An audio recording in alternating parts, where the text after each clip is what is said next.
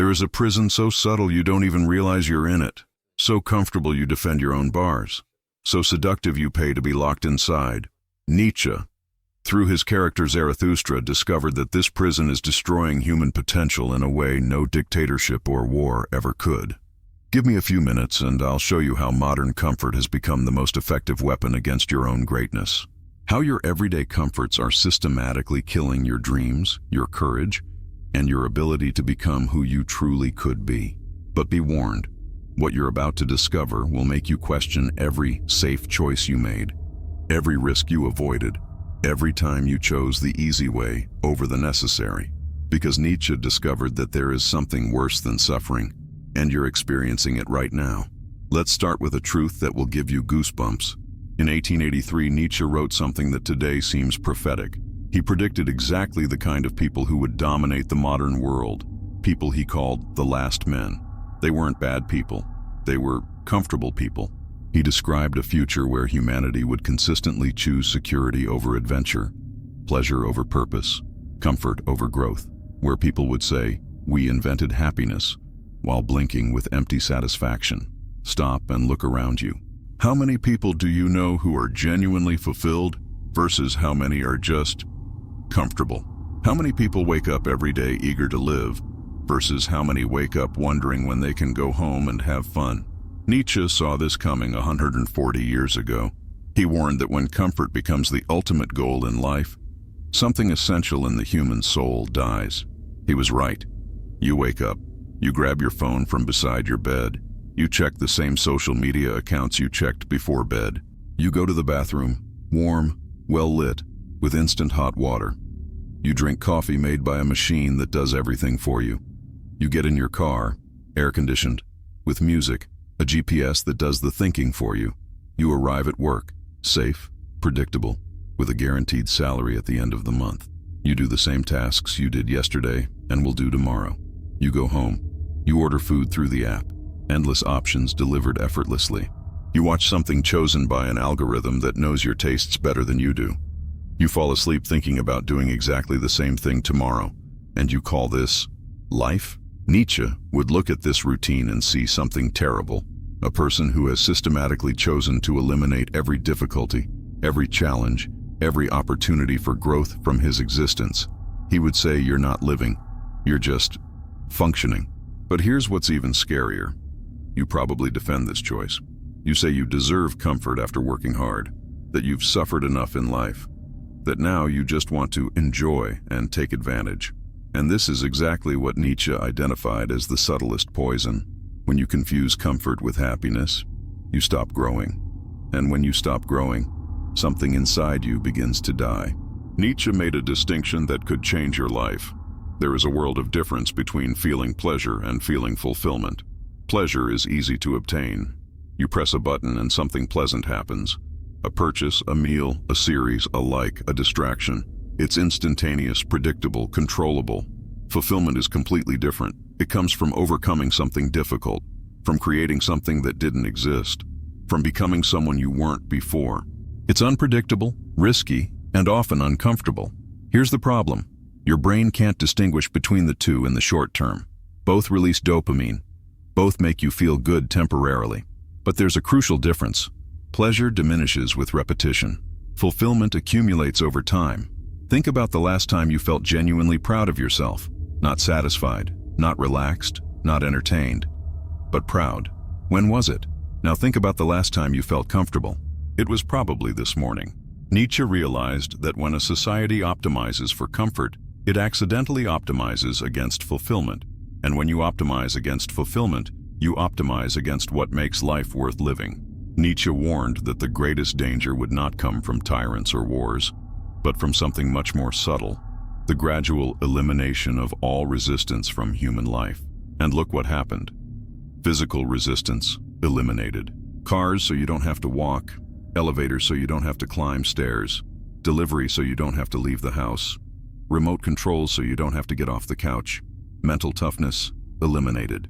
GPS to avoid thinking about directions, calculators to avoid doing math, Google to avoid exercising memory, algorithms to avoid making decisions, emotional resistance eliminated, medication to avoid anxiety, constant entertainment to avoid loneliness, social media to avoid rejection, consumption to avoid experiencing emptiness, social resistance eliminated, apps to avoid chatting with strangers, delivery to avoid interacting with salespeople, remote work to avoid dealing with difficult colleagues. Each of these eliminations feels like an individual improvement. Who doesn't want an easier life? But Nietzsche saw the pattern. When you systematically remove all resistance from life, you accidentally remove all opportunity for growth. And a human being who doesn't grow is a human being who is slowly dying. In Zarathustra, Nietzsche described with frightening accuracy the kind of person who would rule the world when comfort became the supreme value. We invented happiness, say the last men, and wink. These people would have small daily pleasures. They would work, but without passion. They would love, but without intensity. They would live, but without a higher purpose. They would have opinions, but avoid any real conflict. They would seek health, security, entertainment, and call it a full life. They would avoid anything that caused real discomfort, difficult conversations, challenging relationships, work that required growth, goals that might fail, and most disturbing, they would do this believing they were being intelligent, rational, evolved. Nietzsche warned that these people would be the gravediggers of human greatness, not out of malice, but out of systematic mediocrity. Now look around. How many people do you know who fit this description perfectly? How many times have you chosen to be a last man yourself? Nietzsche, through Zarathustra, proposed a simple but brutal test to determine whether you are living or just existing. Imagine if you knew you would have to live your life exactly as it is now. Each day, each routine, each choice, over and over again, forever. Does this idea fill you with joy or horror? If the answer is horror, congratulations, you still have a soul. You still feel like something is wrong, that you could be more, do more, live more intensely. If the answer is indifference, whatever, then the poison of comfort has already done its work. You have become one of Nietzsche's last men, satisfied with mediocrity, comfortable with insignificance. But here's the most important part. Nietzsche didn't propose this test to discourage you. He proposed it to wake you up, because he discovered that when you truly face the mediocrity of your current life, something inside you rebels. Something refuses to accept that this is all. That something is what he called the will to power. Not power over others, but power over oneself. The refusal to settle for less than one's full potential. Here's what makes comfort so dangerous. It doesn't feel like a prison. It feels like a reward. You worked hard, so you deserve to relax. You went through hardships, so you deserve ease. You put in the effort, so you deserve comfort. And each of these ideas seems perfectly reasonable. Who could argue against deserving good things? But Nietzsche saw what happens when deserving comfort becomes your life philosophy.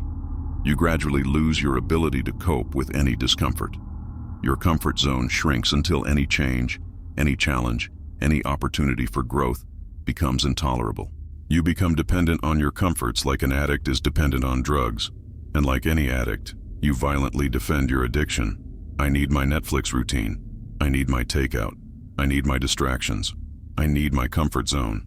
Do you need it? Or have you just gotten so used to it that you've forgotten how to live any other way? Nietzsche warned that when comfort becomes necessity, freedom becomes impossible, because true freedom requires the ability to choose discomfort when necessary. But Nietzsche wasn't just a critic, he was a visionary, and he gave us a way back from the prison of comfort. He called it amor fati, love of fate, not passive resignation, but active acceptance of all that life offers, including, especially, the hardships. Here's the revolutionary insight. Instead of trying to eliminate all discomfort from your life, you deliberately seek out the right discomforts, the ones that make you grow. Instead of avoiding difficult conversations, you start them. Instead of avoiding exercises that challenge you, you seek them out. Instead of avoiding projects that might fail, you embrace them. Instead of avoiding people who challenge you, you reach out to them. This isn't masochism, it's strategy. Nietzsche realized that human beings need resistance to grow, just as muscles need weight to grow stronger. When you remove all resistance, you don't eliminate suffering, you eliminate growth. And life without growth is a slow death. Nietzsche, through Zarathustra, gave us a precise map for escaping the gilded prison of modern comfort. It's not an easy process. If it were, everyone would do it. But it is a possible process. First step, recognize your addiction. Make an honest list of all the comforts you can't live without. Your phone by your bed, your nightly TV show, your weekend takeout, your confrontation avoidance routine. Now ask yourself, what would happen if you went without it for a week? If the idea makes you anxious, you found an addiction. Second step, choose one voluntary discomfort per day. Take a cold shower, walk instead of driving, call someone instead of texting, do something you've been putting off, have a difficult conversation, small but non-negotiable, every day. Step 3, replace empty pleasures with meaningful challenges. Instead of watching something, create something. Instead of consuming, produce. Instead of distracting yourself, focus. Instead of avoiding, face it. Step 4, embrace failure as a teacher. Nietzsche said, "What doesn't kill me makes me stronger." But he wasn't talking about passively surviving. He was talking about actively choosing experiences that force you to grow, even if you might fail. Fifth step, develop projects that require better versions of you. Choose goals that are impossible for who you are now, but possible for who you can become. Goals that force you to develop new skills, new habits, and a new mindset. But here's the important thing. Nietzsche warned that this transformation comes at a price. When you begin to grow again, when you reject comfortable mediocrity, you automatically distance yourself from people who choose to remain in prison. This is inevitable and necessary. Nietzsche did not create the concept of the Superman, Übermensch, to describe a superior being. He created it to describe a normal human potential that most people never achieve because they choose comfort. Superman isn't someone born special. He's someone who refused to accept mediocrity as destiny. He chose growth over stagnation, challenge over security, creation over consumption. Here are the characteristics that Nietzsche identified. He creates his own values instead of accepting what society offers. He embraces full responsibility for your life instead of blaming circumstances. He sees obstacles as opportunities to become stronger. He seeks meaning instead of just seeking pleasure. He chooses who to become instead of accepting who he always was. And here's the most important thing. Nietzsche discovered that every human being has this potential. The only difference between people who achieve it and those who don't is a simple but radical choice. The willingness to choose temporary discomfort in exchange for permanent growth. Now you know. You can't say you didn't know anymore. You know that every time you choose the easy over the necessary, you are choosing slow death over intense life. You know that every time you avoid discomfort, you are avoiding an opportunity to become stronger. You know that every time you seek only pleasure, you are giving up the possibility of real fulfillment. Nietzsche left us with a clear choice. You can remain a last man, comfortable, secure, satisfied with mediocrity, living a life anyone could live, or you can choose the harder path. Create a life so unique, so meaningful, so intensely lived that only you could live it. The first option is easy. The second is necessary. Because in the end, Nietzsche discovered that the question isn't whether you'll suffer, you will. The question is whether you'll suffer for something worthwhile or for nothing that matters. Comfort is suffering for nothing. Growth is suffering for everything. Zarathustra came down from the mountain with a simple but revolutionary message. You can choose who you become, but only if you stop choosing who you continue to be.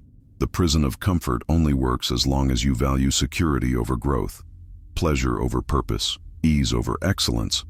The moment you decide you prefer a hard and meaningful life to an easy and empty one, the prison bars simply disappear because they were never real to begin with. Nietzsche ended Zarathustra with a question that is now yours to answer. Do you just want to be happy, or do you want to be great? The choice is yours. It always has been. But now you know it's a choice. And as Nietzsche discovered, once you know it's a choice, you can no longer pretend it's not. The time for pretending is over. The time to choose has begun. What will you choose?